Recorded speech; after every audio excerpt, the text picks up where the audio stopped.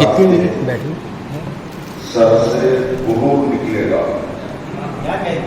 तो इतनी अच्छी शायरी सुना ना कि मैंने उसके बाद में क्या पढ़ना बड़ा फैसला मुश्किल हो गया है।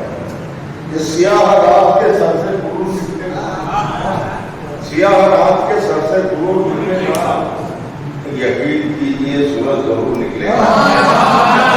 सियाह रात के सर से यह दावा है 24 के लिए, सियाह रात के सर से गुरूर निकलेगा, यकीन कीजिए सूरज जरूर निकलेगा।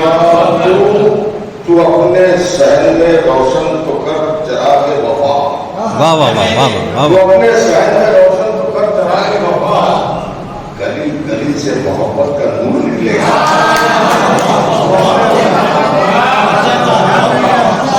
गली गली से मोहब्बत का नूर निकलेगा, गली गली से मोहब्बत का नूर निकलेगा। कहा है कि अपनी आवाज को तलवार की झंकार बना लो, अपनी आवाज को तलवार की झंकार बना लो। जीना है तो सच्चाई को पतवार बना लो, वाह वाह वाह वाह वाह वाह। जीना है तो सच्चाई को पतवार बना लो।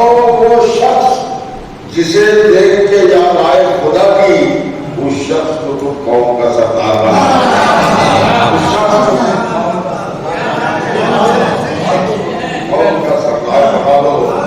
क्योंकि हमको तौफीक वही रहमत बारी दे दे, हमको तौफीक वही रहमत बारी दे दे।